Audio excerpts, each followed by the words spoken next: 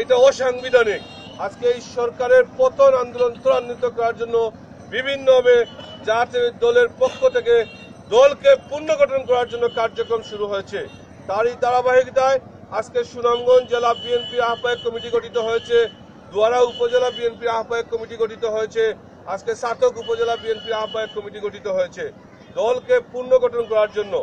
আমরা আশা করি ইতিমধ্যে আমাদের যে কার্যক্রম শুরু হয়েছে, আমরা যে বিচ্ছিন্ন হয়েছিলাম, আমরা আবার সংগঠিত হতে পারবো, আমরা আবার জাতীয় দলকে শক্তিশালী করতে পারবো, দলকে আবার পুনর্গঠন করে এই স্বৈরাচারী অবৈধ শেখ হাসিনার সরকার পতনের আন্দোলন ত্বরান্বিত করার জন্য আবারও আমরা রাজপথে নামব ইনশাআল্লাহ।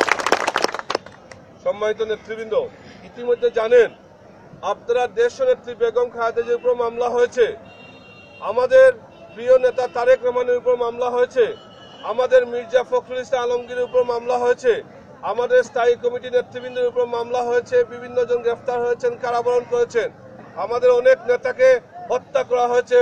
আজকে লক্ষ লক্ষ নেতা কর্মীদের উপর মামলা হয়েছে, লক্ষ লক্ষ নেতা কর্মীর উপর এখনো কারাগারে বন্দী অবস্থায় রয়েছে। এটা করছে শেখ হাসিনা জাতীয় দলকে নির্মূল করার জন্য, বাংলাদেশের মানচিত্র থেকে জাতীয় দলকে নির্মূল করতে চায়।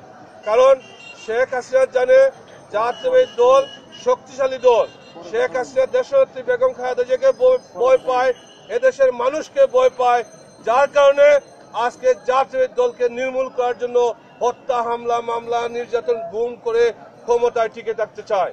ইনশাআল্লাহ আমরা মনে করি শেখ হাসিনা যতই ষড়যন্ত্র চক্রান্ত করুক না কেন, যতই হত্যা, হামলা, মামলা, নির্যাতন করুক না কেন, জাতীয়বাদী দলের নেতারা দেশপ্রেমে উদ্বুদ্ধ হয়ে গণতান্ত্রিক শাসন ব্যবস্থা প্রতিষ্ঠিত করার লক্ষ্যে দেশনেত্রী বেগম খালেদা জিয়ার নেতৃত্বে সংগঠিত হয়ে জাতীয় দলের পতাকা বাংলাদেশের মানচিত্রে উড়াবে ইনশাআল্লাহ।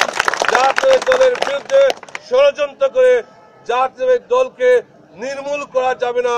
জাতীয় দলের বিরুদ্ধে যত ষড়যন্ত্র হবে জাতীয় দল আরো শক্তিশালী হবে ইনশাআল্লাহ। আর আমরা মনে করি আমরা রাজপথে আছি, রাজপথে থাকবো।